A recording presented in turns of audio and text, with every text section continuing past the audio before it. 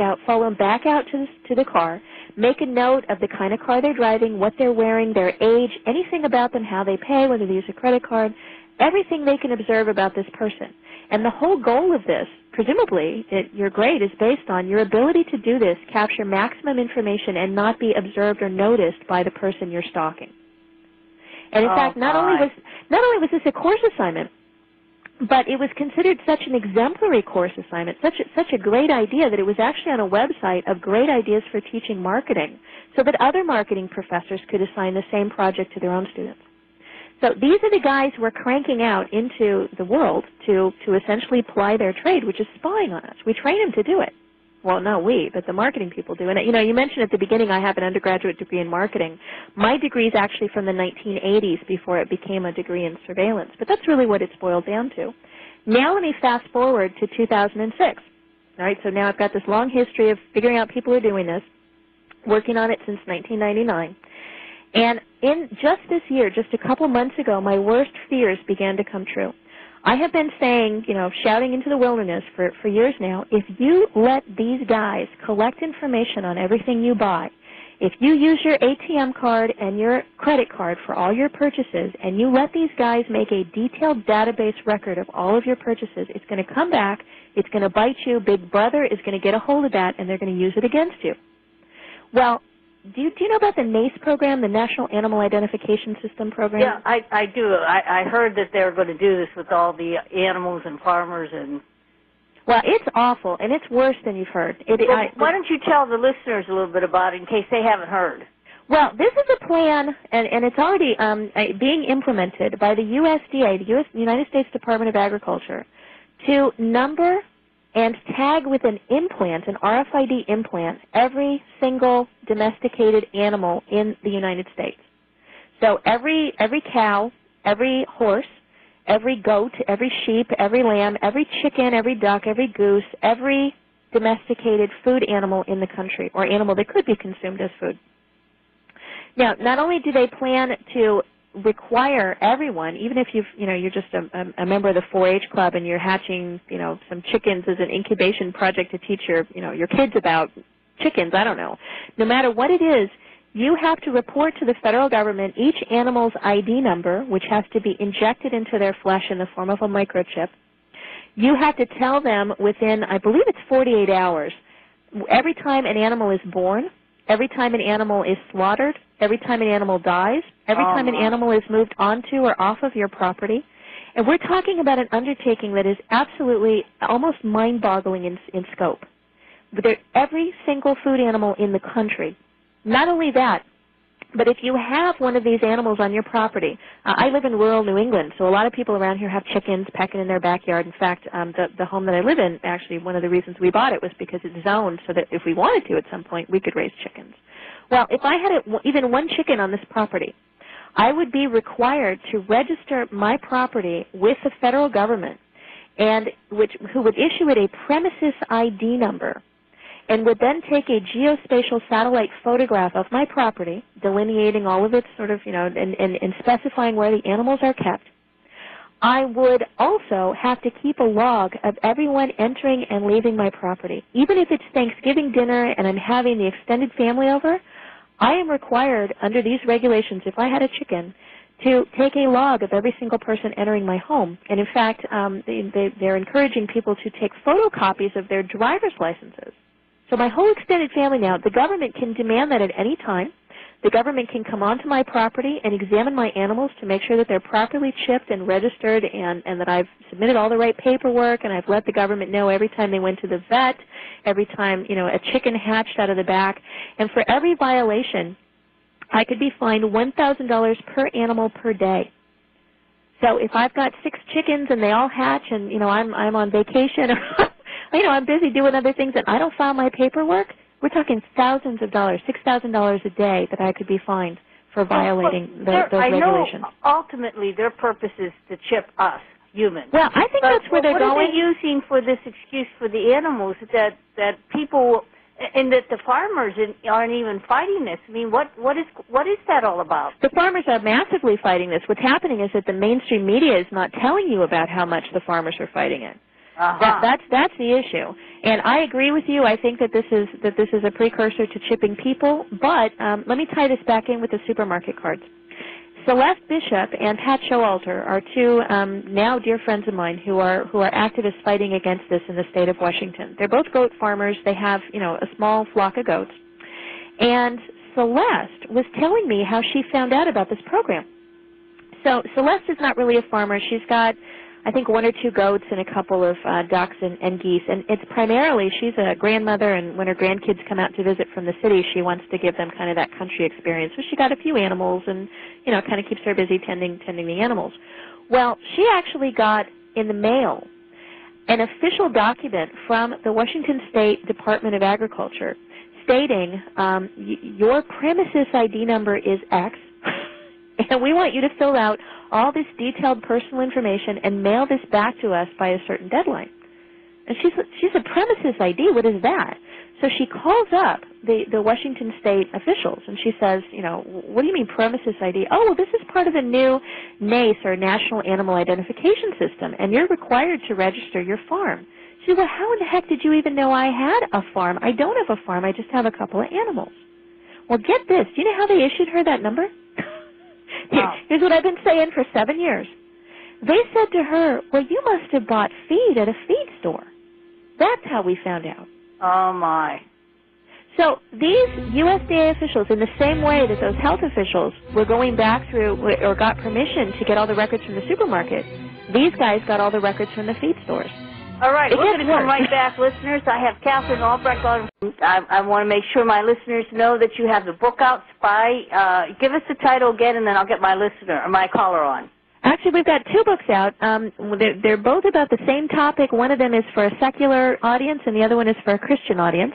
The secular book is called Spychips: How Major Corporations and Government Plan to Track Your Every Move with RFID. It details in their own words companies' plans to use tiny microchip tracking devices embedded in people's clothing, in their shoes, in their the items in their refrigerator, in their medicine cabinet, to essentially track everywhere people go and everything they do for marketing purposes and also for law enforcement purposes. It is several hundred footnotes, but it's also a lively read. It's been likened to a techno-thriller. We just won the Lysander Spooner Award for advancing the literature of liberty. We were a bestseller in Amazon, reaching number 6, I believe, in nonfiction overall. Wow. The book is in its 5th printing. It sold tens of thousands of copies, and it is opening an awful lot of eyes out there.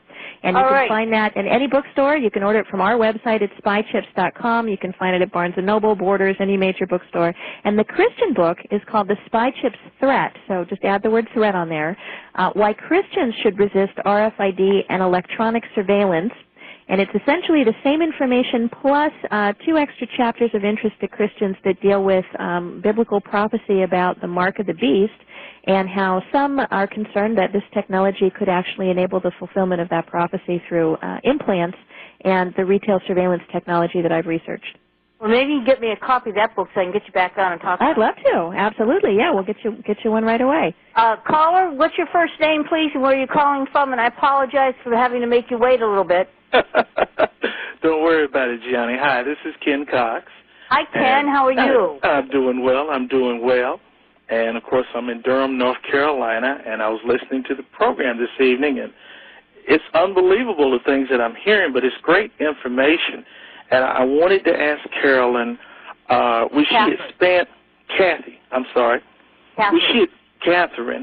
would she expand a little bit more on what she was just talking about how this is being looked at, the technology as the mark of the beast? Could she expand just a little bit more on that? Because she hit on it. I was like, wow, she stole my thunder. Well, let's talk about that, Ken. That's a great question. And actually, Johnny, I think it probably, I'd be delighted to come back on your show and devote an entire program to talking about that issue specifically. For those who aren't familiar with the Mark of the Beast prophecy, it is in the last book of the Bible, the book of Revelation. It is in the chapter 13, and it's the last 3 verses of that chapter, verses 16 through 18. So chapter 13, the last 3 sections, and it essentially talks about a time when all people, I'm going to paraphrase here because I don't have my Bible open in front of me, but all people, great and small, rich and poor, free and imprisoned, will be required to have a mark on their right hand or their forehead, and without that mark, they will not be able to buy or sell. That mark represents a number, and the Bible tells us it is the number of a man, and it tells us that let he who has understanding calculate the number, because it is the number of a man, and the number is 660 and 6, which is where we get the 666. The 666 part I have no guesses about. I don't know what that is, but I'll tell you in terms of the using a number to buy and sell, if you look back nearly 2,000 years ago when this prophecy was written on the Isle of Patmos off of Greece by John, when he wrote that prophecy, there were several components to that were pretty much incomprehensible at that particular period in time. He had actually had a vision, and in this vision he was told to report back this information and wrote it down, and that's how it wound up in the Bible.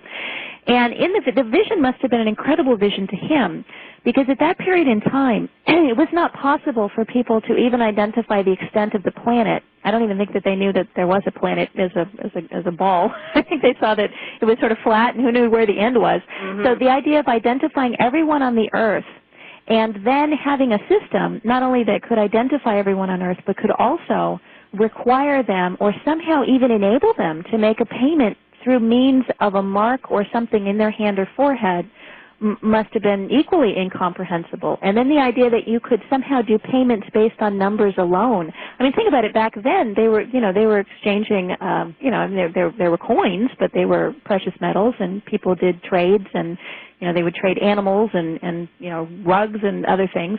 So there was sort of a barter system. There was coinage, but there certainly was nothing like what we use today, where we have numerical-based banking systems. And I did a lot of research. This is something that's been interesting to me for years, into how people have interpreted that scripture throughout the centuries. And I have a book on Revelation 13 that was a very boring scholarly book that was written by someone also doing their doctoral research. And he actually went through and looked at all of the attempts to explain this throughout England in the 1600s. And it fills an entire book with small print of people's attempts to try to make sense of this. And when you look back on it now, it's crazy. I mean, these people, you got to take the number and you got to divide it, take the number of the Pope, and then you change each letter into some number, and then you got to add them all up and divide them by 17 and stand on your head. And when you're all done, you get 666. And, Isaac Newton's a good example. One of the most brilliant men who's ever lived on the earth, Isaac Newton, who had discovered gravity and did lots of physics, wrote just reams of volumes in physics that even today is still considered some of the most valuable contributions to science. Few people realize he actually devoted over 1 million words to trying to decipher biblical prophecy. And one of the things he focused on was that particular passage. And here you have one of the most brilliant minds in science, but at the time when he lived, he could not make sense out of it. So he really wasted years of his life trying to. Now, I bring all that up to say, here we are in 2006. You can ask any 10-year-old, how do you pay with a number? And they'll roll their eyes and say, well, duh, with a credit card. Or you don't even need a credit card. You can just do it with a number to count. And just read your number over the phone to someone, and they can automatically charge it to your credit card. So the number part we've got taken care of.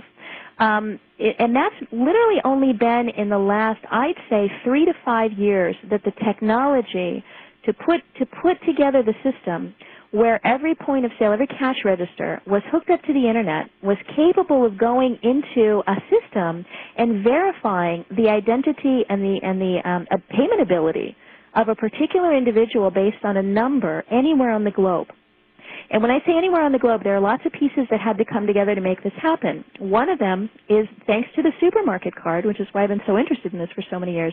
Thanks to the supermarket card, retailers have set up very sophisticated data collection systems associated with those cash registers. So now when you go into a store, the cash register used to be, even just 20 years ago, a calculator with a cash drawer.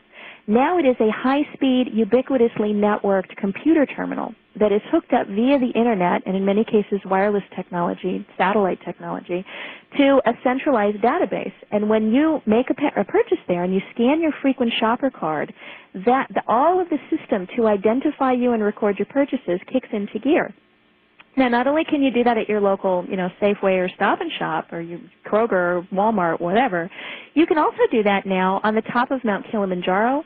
You can do that out in the middle of the Sahara Desert. You can do that miles away from any infrastructure thanks to wireless technology, to satellite technology, to cell phone technology. So several pieces had to come together. The database ability to create the structure, the ability to wire all of those point-of-sale cash registers into centralized systems, and then the ability to make this function anywhere on Earth, and that's through the Internet and through cellular technology. So we now have the ability to do one piece of that prophecy, which is to